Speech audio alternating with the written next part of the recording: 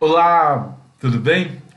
Bora lá falar sobre gestão escolar e sobre inclusão, buscando compreender as nuances referentes a esse tema, ok? Nós vamos aí, para quem tem o nosso material apostilado, a partir da página 105, mas se você não tem, pega teu caderno, faz suas anotações, que dá para a gente dialogar e seguir normalmente, ok?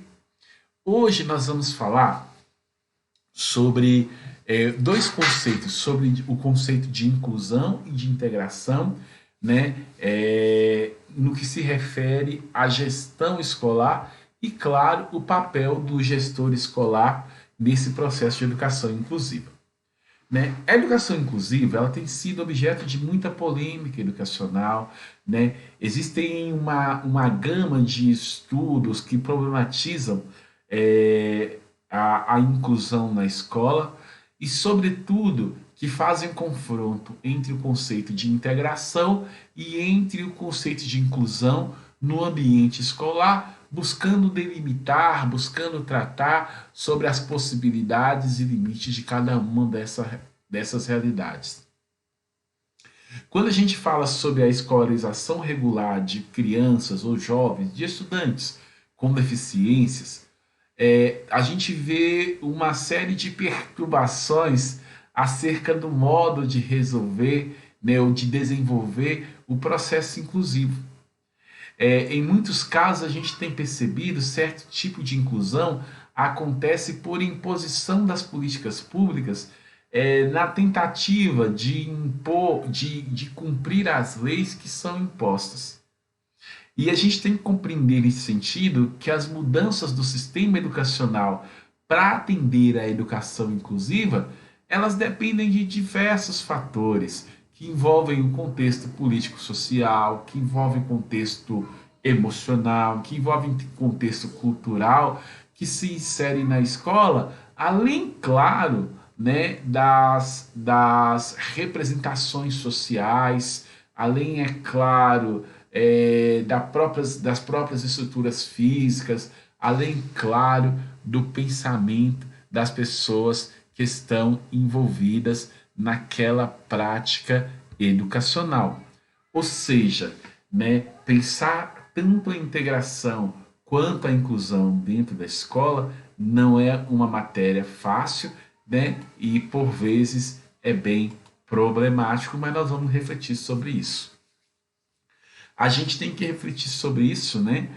Sobre o entendimento e a diferenciação do que é a inclusão e do que é a integração e pensar o papel do gestor escolar numa escola inclusiva no contexto educativo, né?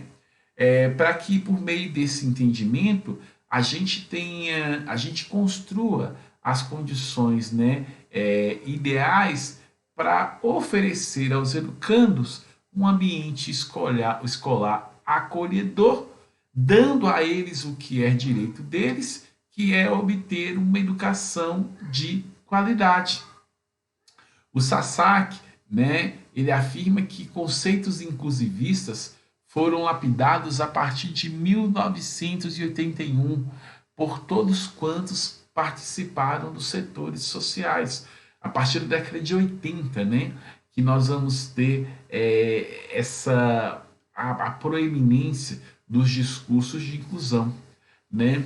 Assim, né, o entendimento das próprias concepções inclusivas é necessário para que as escolas se transformem em espaços inclusivos e de qualidade, que aprendam a valorizar a diversidade escolar apresentada na questão cultural, na questão física, na questão emocional e dentre outras realidades que perpassam os nossos alunos. O que a gente vê, de fato, é que ao longo do dia, diversos alunos eles estão integrados ao grupo escolar, como diria antigamente, mas eles não estão incluídos, como fala na LDB lá no artigo 58, onde ela vai tratar sobre a inclusão escolar. A gente percebe isso porque esses alunos ditos incluídos, eles apresentam dificuldade de realizar as propostas e também estabelecer uma convivência harmoniosa com os outros colegas. E muitos desses alunos, eles, na verdade, não obstante que estejam dentro da escola em sua presença física, eles acabam excluídos dos processos de ensino. Então, aí diante desse cenário que a gente vê, né, de alunos que estão inseridos, mas eles não estão, alunos que estão integrados ao ambiente escolar, mas que eles não estão incluídos no sentido da participação, no sentido do acolhimento a todas as atividades, de todas as atividades e as nuances do processo educativo, né? A gente tem que se perguntar é, quais são os principais obstáculos quando a gente fala em relação à realização plena da inclusão do aluno no espaço escolar. É muito difícil a gente oferecer respostas simples para uma pergunta tão complexa, né? De fato, gente, a gente compreende que é pela educação que o sujeito transforma e amplia os saberes que vão ajudar ele a se construir dentro da sociedade. E isso requer certo grau de articulação entre o sistema educacional de um lado e a comunidade escolar de outro lado, de modo que alunos, professores, de modo que alunos, professores e funcionários também estejam envolvidos nessa relação. Diante dessas inquietações acerca desse monte de restrições que os alunos com deficiência eles encontram para se desenvolver no ambiente escolar e de desenvolver as habilidades, né, e desenvolver também as suas aprendizagens que digam respeito ao seu direito de ter de fato uma educação de qualidade, a gente precisa de fato de compreender qual o papel do gestor escolar, do diretor escolar, para que estes alunos eles encontrem de fato o acolhimento e a inclusão dentro do ambiente escolar. Diversos são os autores que vão falar sobre isso, né?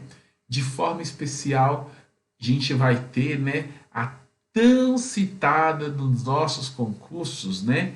Nós vamos ter Montauan, que vai trazer muitas contribuições ao falar da inclusão escolar. Nós vamos ter Mittler, nós vamos ter Sasaki, nós vamos ter Januzzi. Todas elas vão falar, né, sobre essa ideia de educação inclusiva e todos eles vão concordar, né? E aí também a gente vai ter o Demerval Saviani, nós vamos ter Luke, né? Todos eles vão concordar que o gestor escolar ele tem um papel fundamental no que se refere à inclusão dos alunos, à efetivação da inclusão dos alunos na escola. Para a gente assim lançar luzes e ter um direcionamento mais sobre isso, esse primeiro momento eu faço um brainstorm, uma tempestade de ideias, né? Mas agora vamos organizar bem nossas ideias assim, né? E vamos começar falando sobre a educação das pessoas com deficiência. A gente sabe que a educação de pessoas com deficiência ela é um tema de grandes debates e também de grandes avanços que têm acontecido nos últimos dias, né, nos últimos tempos. Claro que avançamos bastante e ainda a gente tem muito o que avançar. É nesse sentido necessário que nós façamos uma retrospectiva dos movimentos internacionais que vão fazer a defesa, né, das pessoas com deficiência, né? Os estudos mostram que na história da educação, até o século XVIII, as noções de respeito à deficiência eram ligadas basicamente ao misticismo ou ao ocultismo, né? Isso quem vai dizer é a Amazota, né? É, o conceito de diferenças individuais não era compreendido ou avaliado, né? Quando falava-se que uma pessoa tinha uma deficiência, né? Aquela deficiência da pessoa ou poderia estar associada com uma maldição, né? Ou poderia estar associada com um sinal de uma bênção. Então a pessoa nasceu com um dedo a mais. Aquela pessoa poderia ser tido como alguém que tivesse, por exemplo, poderes mágicos ou algo do tipo. Sabe? De forma assim especial, foi na Europa que aconteceram os primeiros movimentos que chamavam a atenção para a atenção, né, ou o tratamento ou o atendimento às pessoas com deficiência. Refletia nessa época grandes e importantes mudanças nos grupos sociais, sobretudo caracterizadas com medidas educacionais. E essa preocupação em relação às pessoas com deficiência, ela foi se expandindo, né, sobretudo para Estados Unidos e Canadá, e posteriormente ela vai chegar aqui no Brasil, né?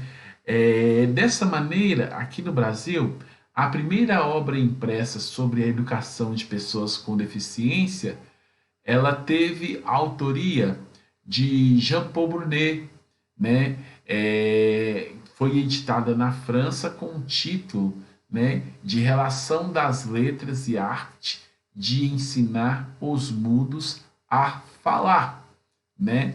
Ela constatou também que a primeira instituição especializada para a educação de surdos-mudos, né, ela foi fundada, né, pelo abade Charles Epier em 1770 na cidade de Paris.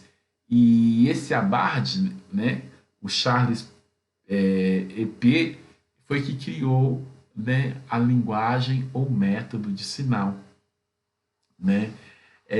Aí a partir, né, aliás, no ano de 1829, o Louis Braille, né, ele faz uma adaptação e ele vai criar, né, o código Braille ou o método Braille, né, para os não videntes, né, ou para as pessoas cegas, né? Em 1832, a gente vai ter na Alemanha também um marco muito importante, né? O surgimento na Alemanha das primeiras instituições dedicadas às pessoas com deficiência física. Entre 1850 e 1920, né, interessante nos Estados Unidos um grande movimento escolas ainda residenciais, né, que se baseavam muito no modelo europeu, onde haviam atendimentos aos deficientes mentais, né? Entre os anos de 1896 e 1913, foram abertas, dentro das escolas nos Estados Unidos, classes especiais para pessoas cegas, para deficientes mentais e para pessoas com algum tipo de deficiência física. Na década de 50, né, os pais de criança com desenvolvimento mental retardado, eles organizaram uma associação internacional, né, E essa associação internacional, Association for Retarded Children, né, que assim a sigla era NARC, ela foi a inspiradora, né, para a fundação das APAES aqui no Brasil, que é a Associação de Pais e Amigos dos Excepcionais. E vale ressaltar aqui nesse sentido que a PAI ela foi importantíssima no sentido de acolher as pessoas com necessidades especiais e no sentido de fazer a militância, a luta, a exigência na elaboração de políticas públicas. A gente vai ter em 90 a conferência de Jomtien, na Tailândia, e essa conferência vai ser de cabal importância, porque essa conferência ela vai promulgar uma carta, né? É, chamada de Educação para Todos. Essa conferência se chamava Educação para Todos, né? E essa conferência ela vai promulgar um documento que reafirma o direito de todos à educação e ela propõe medidas para alcançar a qualidade educacional para pessoas com deficiência. Um outro acontecimento assim, muito importante, 4 anos depois da Conferência da Tailândia, vai ser a Declaração de Salamanca, né?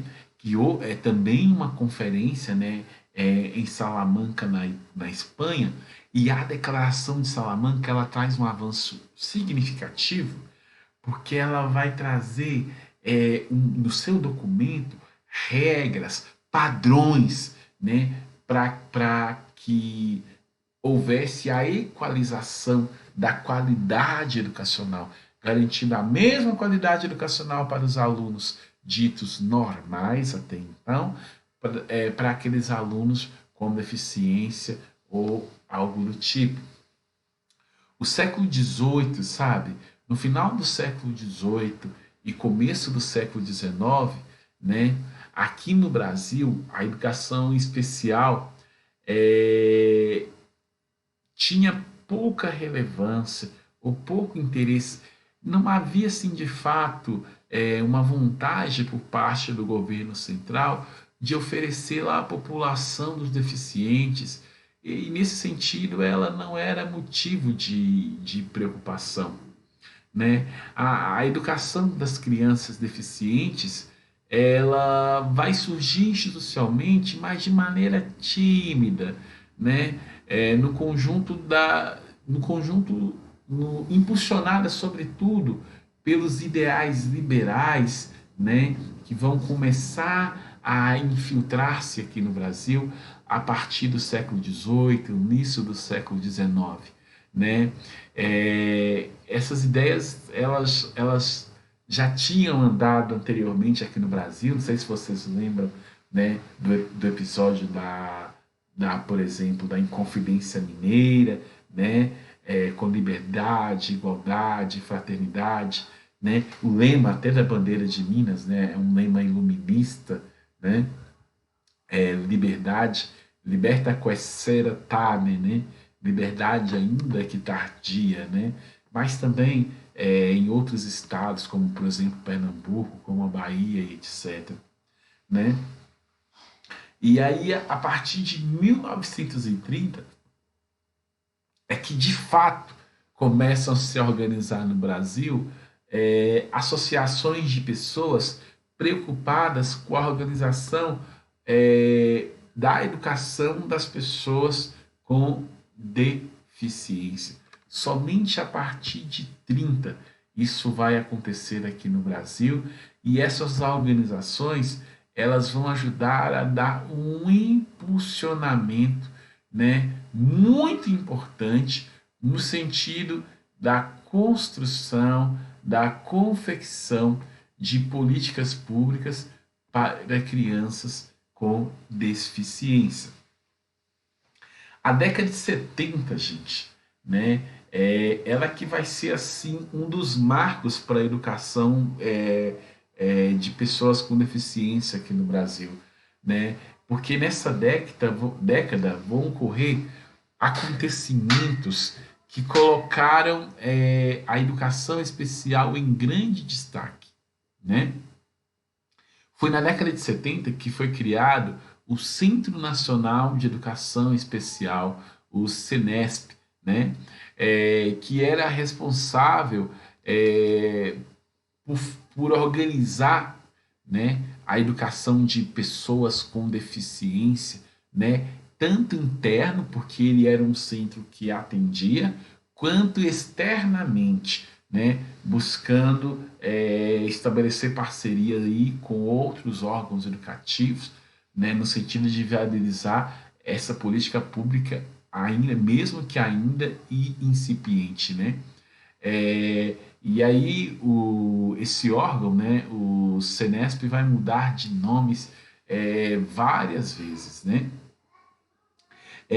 Em 1985, né, vai ocorrer aqui no Brasil a criação da Coordenadoria Geral para a integração da pessoa com portadora de deficiência, né? Em 1999, nós vamos ter a criação do Conselho Nacional dos Direitos da Pessoa com Deficiência, com o objetivo de coordenar ações dos ministérios e a política de integração das pessoas com deficiência. Vale lembrar que todo esse movimento ele é um movimento muito impulsionado por uma infiltração capitalista e uma infiltração neoliberalista. Por que eu quero dizer para você? Buscava-se essa ideia de integração da pessoa com deficiência, estava muito ligado ao objetivo de preparar essa pessoa para o mercado de trabalho, né? E a gente vai ver assim uma sucessão de legislações que tem o mesmo intuito, né? A gente vai ter aí a lei número 10.098 de 94, por exemplo. Essa lei ela vai estabelecer normas gerais e critérios para a promoção da acessibilidade de pessoas com mobilidade reduzida, né? Essa lei vai falar da acessibilidade. Nós vamos ter a LDB, né, que vai trazer lá no artigo 58 a questão da inclusão das pessoas com deficiência. Nós vamos ter, né, no ano de 2002, né, a Lei 10.436, que ela vai falar sobre a Libras, né, sobre a língua brasileira de sinais, oficializando essa língua, né? Ainda também em 2002, nós vamos ter a legislação, né, Lei 2.678, né, que vai falar sobre o ensino do Braille, né, para a língua portuguesa. Em 2008, agora mais recente, né, nós vamos ter a Política Nacional de Educação Especial na perspectiva da educação inclusiva.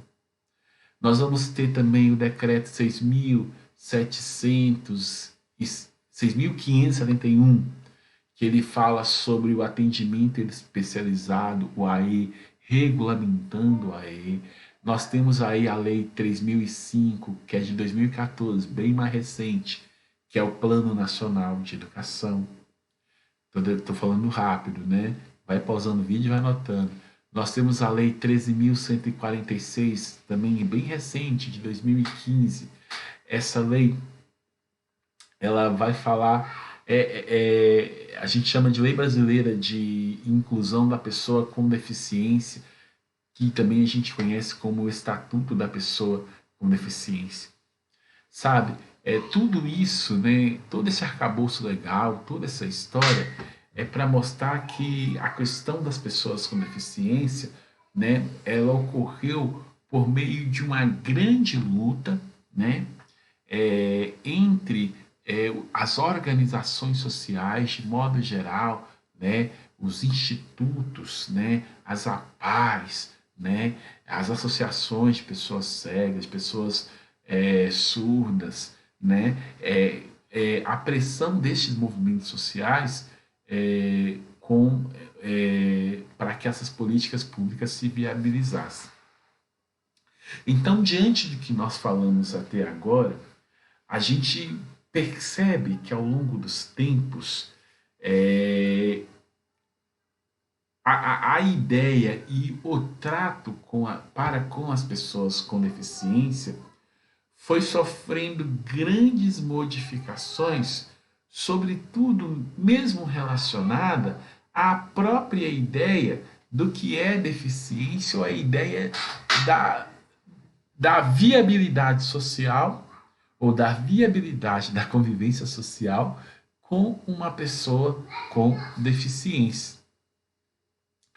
E aí, neste sentido, urge, né, é muito importante que nós pensemos, sobretudo quando nós falamos de instituição escolar, a diferença entre integração e inclusão.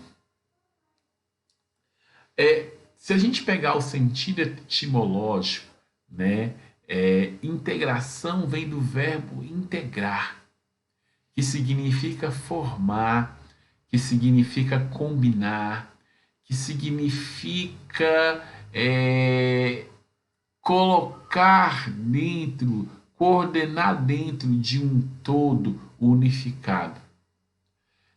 Sasaki, ele vai dizer que a ideia de integração ela surge inicialmente como uma ótima novidade que tinha como objetivo diminuir as práticas de exclusão.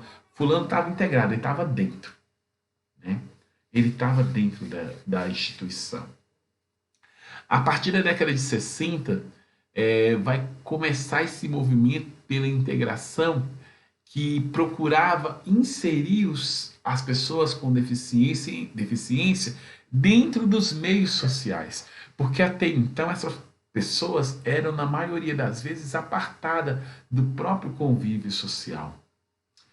Esse movimento, sabe, ele traz certos princípios, como, por exemplo, a normalização, né, das deficiências, né, a busca pela independência, pela autonomia da pessoa com deficiência, né, o empoderamento dessa pessoa, essa pessoa se compreender como sujeito de direito. É importante que nós entendamos que esses significados, né, destes princípios, para que é necessário que nós entendamos que esses significados eles estão bem ligados a um tempo específico.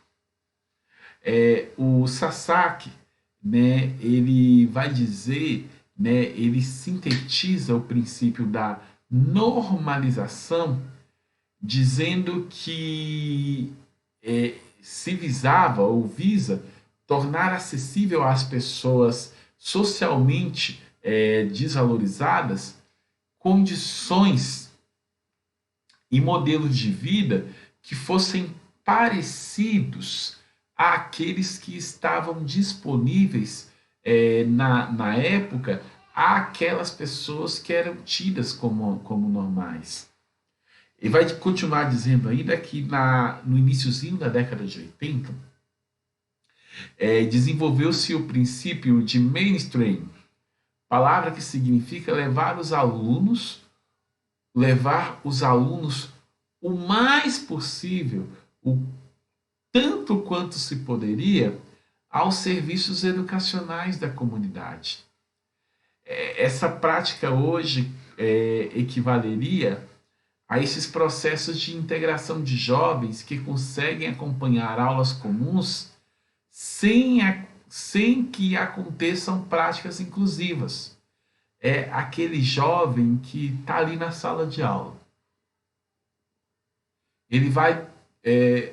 a integração foi no princípio de dizer, olha, tá bom, vocês são uma escola e vocês atendem esse público que nós chamamos de normal. Eu não quero que vocês mudem nada.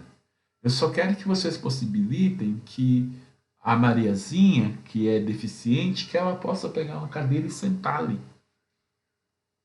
Isso é a ideia de integração.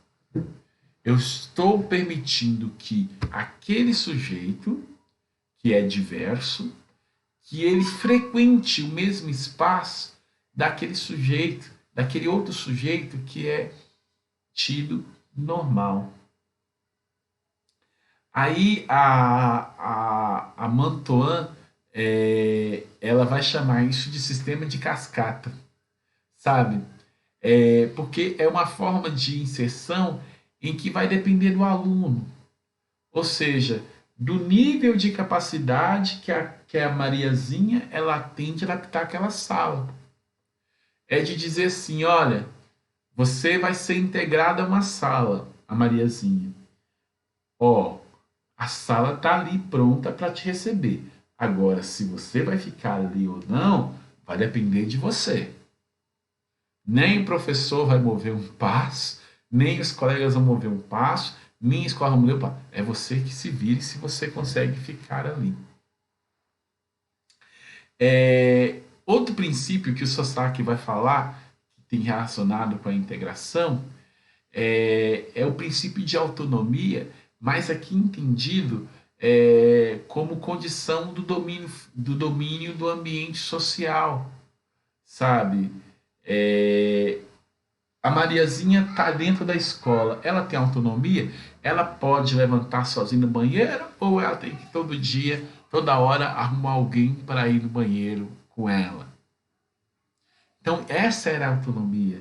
Né? O sujeito está ali inserido no espaço e ele não dá trabalho no espaço. Né? O Sasaki vai também, nesse sentido, dizer ainda que era a independência. Tá vendo? Integração tem a ver com isso. Tem a ver com o sujeito que está autodeterminado a permanecer ali. Tem a ver com a autonomia, tem a ver com a independência, entendida dessa maneira que eu estou falando aqui com vocês. Né? Então, essa independência quer dizer o seguinte: é a faculdade de decidir, sabe, sem depender de outras pessoas, como, por exemplo, o pai, a mãe, o professor e etc. Assim, o sujeito ele teria mais ou menos autonomia, né? Num certo ambiente físico, e essa autonomia, nesse nível menor ou maior de autonomia, vai depender da deficiência física desse sujeito. E aí, a última característica desse processo de integração, que era o empoderamento, sabe? Que era um processo pelo qual, né, a pessoa, ou mesmo um grupo de pessoas, usa o seu poder, o seu poder pessoal inerente à sua condição para fazer escolha e tomar decisão, assumindo o controle da sua vida. Né? A integração, ela, neste contexto, teria o método de inserir o sujeito com deficiência na sociedade, tendo a capacidade de, por meio dessa inserção, superar as barreiras nela existentes. Nesse sentido, o sujeito tem que adaptar à sociedade. Você entendeu aqui o que significa a inserção? Significa que o sujeito, em um certo ponto, está jogado à sua sorte. Ele tem que adaptar à sociedade. Ele é jogado naquele ambiente e ele tem que a partir da deficiência dele, ir construindo estratégias para que ele se adapte ao ambiente. A integração e a inclusão, elas estão lado a lado, é uma linha tênue que separa uma coisa da outra. Mas existe uma diferença considerável de valores e práticas entre uma e outra. Mittler, que é um autor que está na sua referência, comenta que integração significa tornar as escolas regulares em escolas especiais através da transposição de melhores práticas, dos melhores professores, dos melhores equipamentos, das equipamentos para o sistema regular de ensino, sendo que eles parecem não ser necessários. O Mitre ainda vai dizer que o entendimento de que o aluno deve se adaptar ao modelo de escola que está sendo oferecido, buscando a sua inserção com os colegas e professores, é de fato o que caracteriza o critério de inserção. A adaptação de aluno nesse contexto tem que acontecer de forma natural, sabe? E a escola não tem obrigação nenhuma, no contexto da inserção, de estabelecer qualquer tipo de mudança para acomodar a diversidade dos alunos que nela chegam. A integração, ela considera a deficiência como um problema da pessoa e desconsidera que essa deficiência possa, em algum nível, trazer modificações para a estrutura educacional. E esse processo de integração e este conceito relacionado à integração foi que por muito tempo ofereceu para os alunos com deficiência oportunidades educacionais. E eu tenho que dizer para você que ainda hoje, em muitas e muitas escolas, ainda persiste a ideia de integração dos alunos. E a gente percebe isso em escola onde há atitudes discriminatórias, onde as diferenças elas são ignoradas, elas não são postas ali a público, elas não são discutidas, questionadas, a palavra é problematizadas, em que a diferença é vista como um impedimento para a aceitação social. Os professores, neste contexto de integração, afirmam que nunca estão preparados para conseguir fazer o atendimento do aluno de forma inclusiva. Há um modelo fixo de ensino que ele é repetido ano após ano.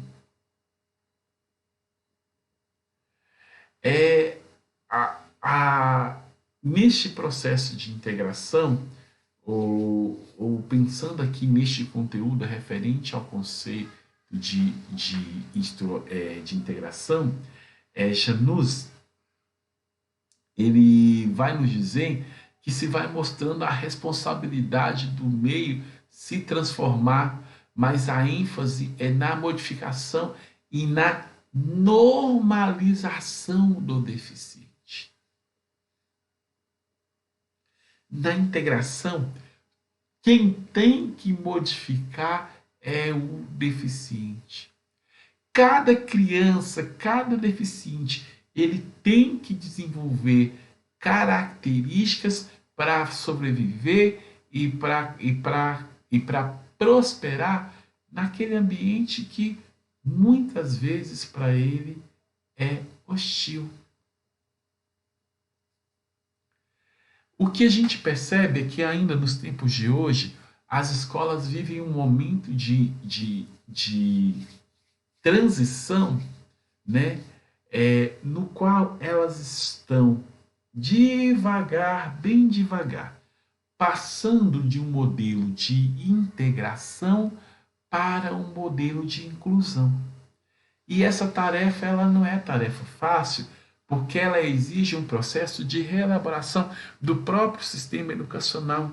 Ela requer que toda a comunidade escolar construa novas concepções, desenvolva novas práticas pedagógicas, estabeleça nova relação entre professor e aluno, organize de forma diferenciada o espaço escolar e tudo o que é necessário para a socialização do aluno. Nós temos que entender que há uma necessidade de. A gente tem que entender que há uma necessidade de entender a inclusão na sua concepção epistemológica. A inclusão, na concepção etimológica, vem do verbo excluir, que significa tornar a pessoa parte de, que significa participar. E participar é uma necessidade essencial do sujeito. Por isso que a gente tem que compreender a inclusão numa perspectiva epistemológica, científica, porque compreendendo-a a partir do seu profundo, a gente vai viabilizar os processos para que ela de fato aconteça. Em Brahim, 2005, citado pelo Lourenço, 2010, ele vai dar esse seguinte conceito de inclusão. Observe bem. Inclusão impõe um olhar para cada um como ser em desenvolvimento que precisa de caminhos para desenvolver o seu potencial. A inclusão é um movimento que pretende aproximar todos, sem que ninguém fique de fora. Todos nós queremos e temos responsabilidade muito grande, porque ela depende de cada um de nós, que queremos e temos responsabilidade por ela. Depende de cada um de nós para existir. Nesse sentido, os educadores que fazem parte de um modelo de escola inclusiva, eles devem entender que todo educando tem as suas diversidades e que a partir dessas diversidades eles são capazes de desenvolver os seus potenciais de acordo com as suas habilidades. E aí, neste sentido, cabe ao professor acolher os alunos e não apenas tolerá-los.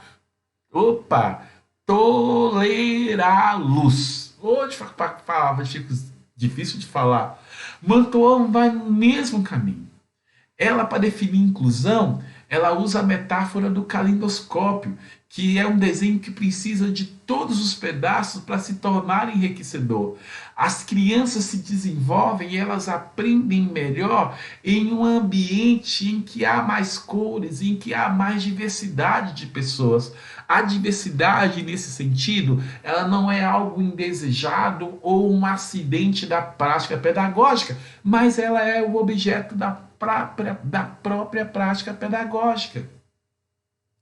Inclusão, nesse sentido, implica em uma forma radical em termos de currículo, de avaliação pedagógica, de metodologia pedagógica, de forma de acompanhamento do aluno e de atividade.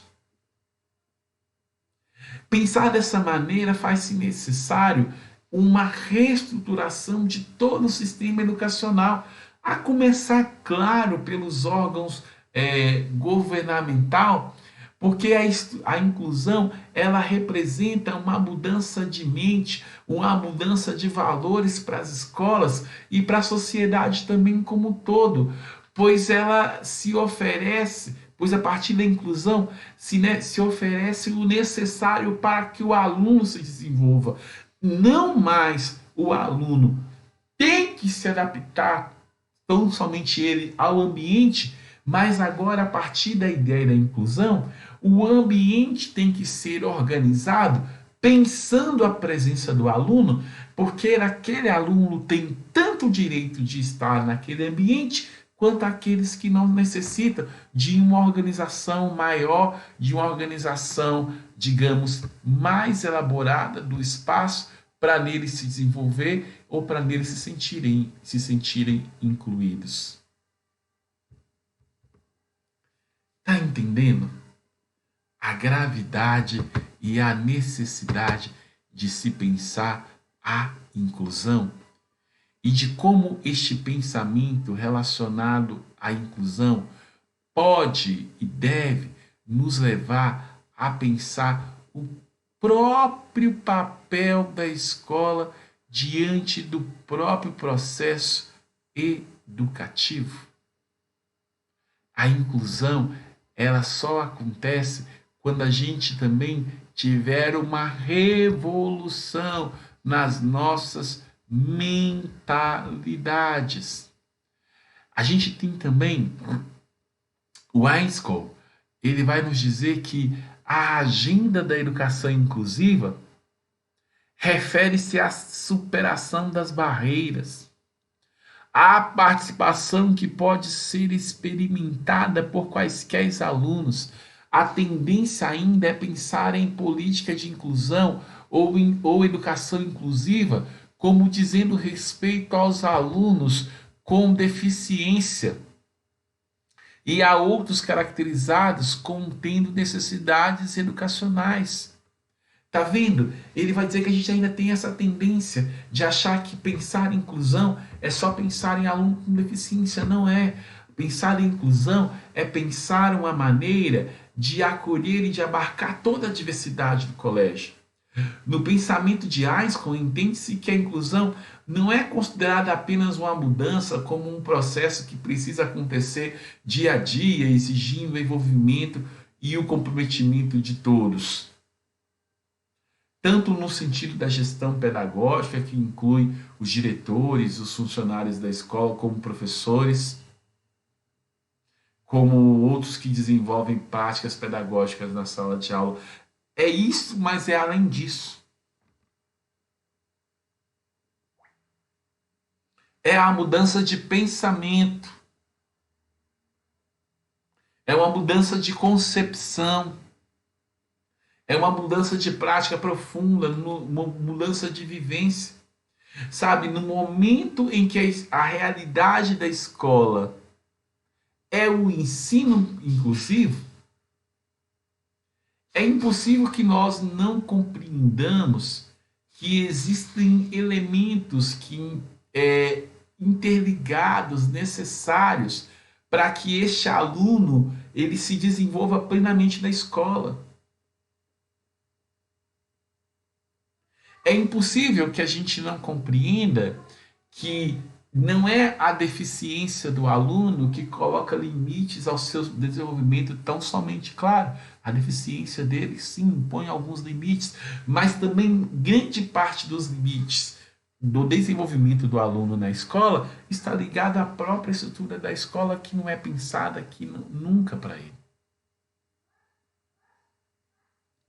É muito importante que haja uma rede de apoio da escola, do componente organizacional, e aí vai mobilizar a questão das equipes pedagógicas, vai mobilizar a questão dos professores, vai mobilizar a questão das equipes de apoio, de modo que a escola toda ela se movimente, se organize de forma cooperativa para que se diminua ou se mitigue as barreiras escolares que impedem o desenvolvimento do seu aluno. Montauan, ela vai dizer que o atendimento aos alunos com necessidades educacionais especiais necessita ser universalizado, porque o sistema de ensino ele tem que conferir uma aprendizagem adequada aos alunos e que a formação continuada seja garantida aos professores.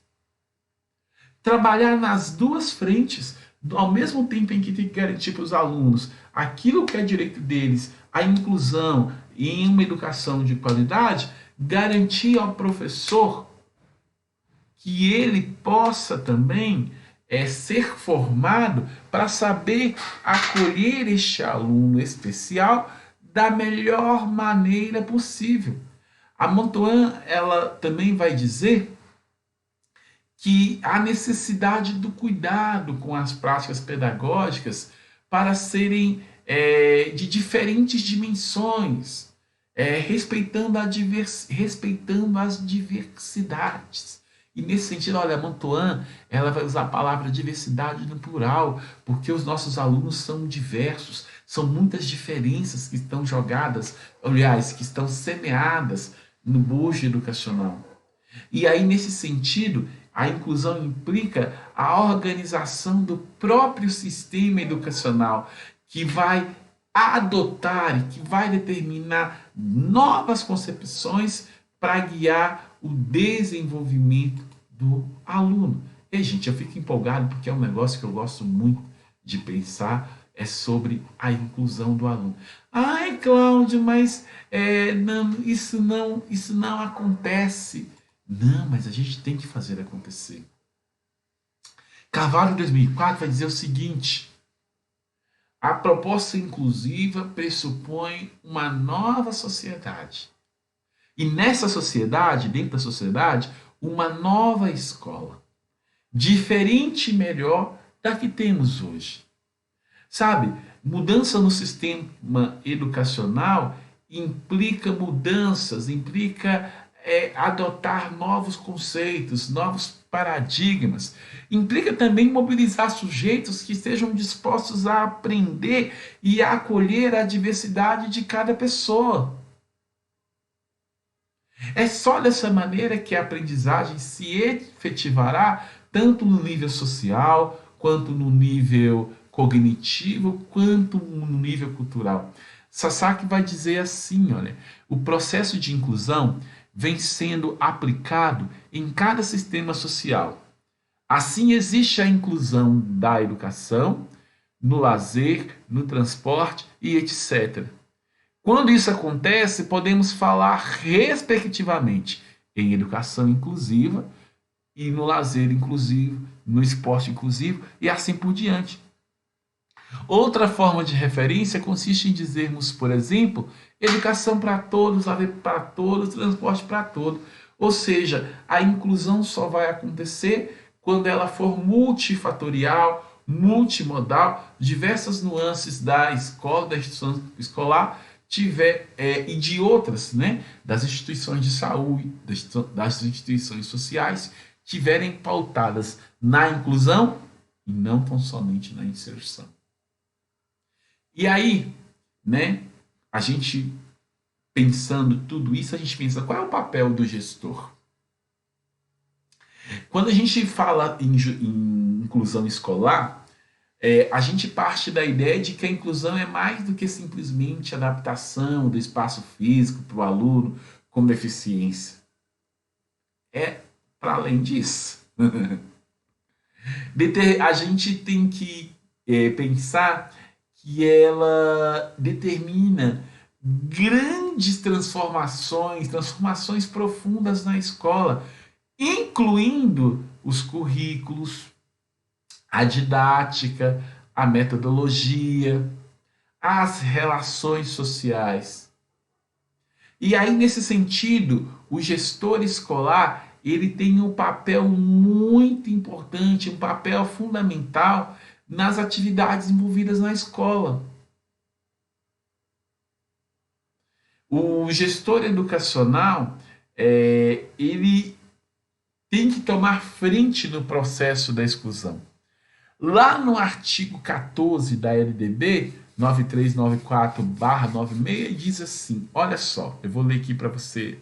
Ó, os sistemas de ensino definirão normas de gestão democrática do ensino público e da educação básica. Olha só, de acordo com as suas peculiaridades e conforme os seguintes princípios. 1. Participação da elaboração dos profissionais dos profissionais da educação na elaboração do projeto político-pedagógico da escola, participação da comunidade escolar e local em conselhos escolares ou equivalentes. É muito importante eu entender isso. Para que eu faça a inclusão, eu preciso de envolver toda a minha escola. Tanto os profissionais da educação, quanto a comunidade escolar. Por isso eu só posso falar de uma escola inclusiva se essa escola de fato tiver uma gestão democrática. Porque a gestão democrática no cenário educacional, ela é tema, claro, de grandes questionamentos, de diversos estudos e por aí vai. E de maneira especial, dentro da escola pública, que tem tendência a interiorizar muito mais fácil a gestão democrática, a gestão escolar, essa gestão ela é pautada ainda num conservadorismo e num autoritarismo. Por mais que a escola pública seja o lugar onde a gente mais vê acontecer a gestão democrática, ainda grande, largamente, ela é pautada no conservadorismo, ela é centralizadora e ela é autoritária, de modo geral. A escola é vista, a escola, claro, a escola é uma organização social humana, ela é uma organização cultural, em que todos os envolvidos, por óbvio, têm que ter as suas funções determinadas e que tem que participar, claro, de forma ativa dos processos da escola para que as atividades da escola elas tenham êxito. Porém, né, a gente tem que pensar que o gestor ele tem que promover a gestão ou a organização democrática, participativa da escola, que, como diz lá no artigo 14 da LDB, preveja a participação ativa dos professores, dos educadores, demais trabalhadores da educação, aqui eu estou colocando por minha causa, e a própria comunidade. E aí a gente tem que defender sim que a escola tem que rever o papel do gestor. Lá na própria Constituição de 88 estão estabelecidos os princípios para a educação brasileira. E é a própria Constituição de 88 que dá o tom da gestão escolar, e este tom é um tom democrático. E aí pensar uma escola democrática é de fato pensar uma escola que se baseia em regras e que dá direitos de participações iguais à comunidade que a forma, estudantes, professores, funcionários, pais. Pensar uma gestão democrática é pensar uma escola em que os adultos, os professores, eles são pedagogos, eles são facilitadores do processo educacional. Porque na escola democrática, todos são comprometidos com a construção coletiva e com a responsabilidade coletiva. É nesse caminho que vai o pensamento, por exemplo, do Saviani. O Saviani vai dizer que mesmo participando de uma sociedade capitalista, é viável uma educação que não seja reprodutora da situação vigente, que seja adequada aos interesses da maioria, pois a educação interfere sobre a sociedade e pode contribuir para a transformação da mesma. É fundamental, a gente precisa que a escola ela deixe muito clara o seu papel diante da sociedade, que é um papel formador, que é um papel educador, mas eu vou dizer para você, é um papel democratizador. Por isso, nos processos inclusivos, é fundamental que o gestor ele promova a inclusão democraticamente, aperfeiçoando os processos pedagógicos na sala de aula e organizando a escola por meio da transparência, por meio da participação nos atos da gestão escolar de toda a comunidade que compõe aquela escola. O Luke, né, vai dizer o seguinte: a gestão pedagógica é de todas as dimensões da gestão escolar a mais importante, pois está diretamente envolvido com o foco da escola, que é promover a aprendizagem e a formação dos alunos, conforme apontado anteriormente. Olha só. Constitui-se como dimensão para a qual todas as demais convergem, uma vez que esta se refere ao foco principal do ensino, que é a atuação sistemática e intencional de promover a formação e a aprendizagem dos alunos. E é essa formação e é essa aprendizagem que vai dar condição para que aquela criaturinha, que eu gosto de chamar carinhosamente os meus alunos, desenvolva as competências, as habilidades sociais, pessoais, que são necessárias para a inserção e para a convivência social, para o mundo do trabalho, para as relações interpessoais,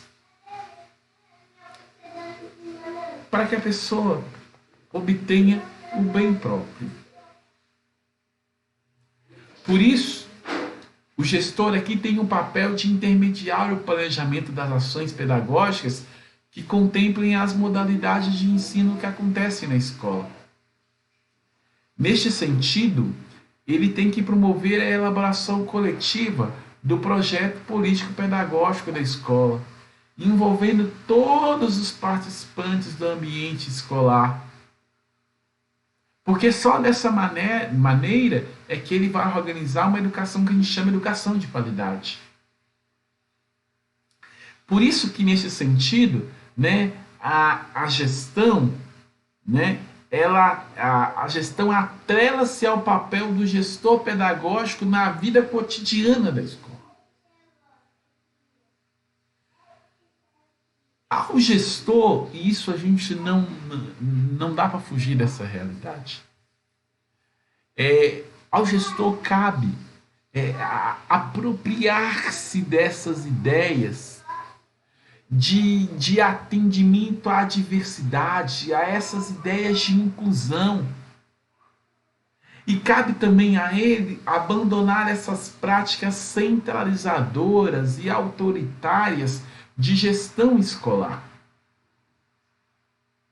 E o gestor vai fazer isso, mais uma vez, se ele evita ou se ele foge de desenvolver práticas pedagógicas ou metodologias de trabalhos isolacionistas. Só dessa maneira é que ele vai construir um ambiente de trabalho que verdadeiramente seja adequado ao ensino. Por isso que o diretor, ele é, digamos, de todos aqueles atores sociais, um dos que mais tem que estar atentos, mais tem que valorizar as ideias de inclusão escolar ou as ideias de uma escola inclusiva.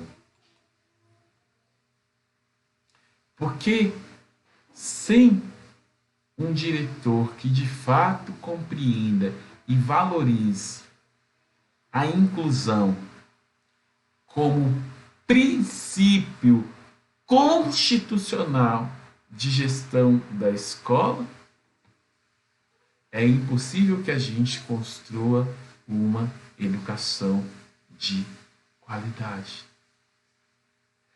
A gente sabe que o gestor é tradicionalmente visto como o alicerce da escola, né? Mas ele deve utilizar dessa boa visão que ele tem para ser um revigorador do comportamento do professor. É Sage que vai dizer isso. Ele é um revigorador do comportamento do professor. Ele é o primeiro, ou ele tem que tomar a dianteira no sentido de defender a renovação, de defender a inovação do fazer pedagógico. E é muito importante de tudo que nós dissemos aqui, sobretudo, que os diretores eles olhem para a deficiência ou eles olhem para a diversidade dos alunos que estão na sua escola. Eles olhem para essa diversidade não como um problema, mas como uma riqueza, como um calidoscópio, como diria a Montoya. Essa é uma questão que cai muito no concurso, por isso que eu coloquei. Olhar como um calidoscópio é olhar para dizer, olha, toda essa beleza da visão, ela vem exatamente da diferença. E nesse sentido, a diferença não é uma ameaça, mas é um convite para a experiência e para o autoconhecimento. Que bom que você esteve aqui conosco. Aquele abraço. Fica com Deus. Em pé.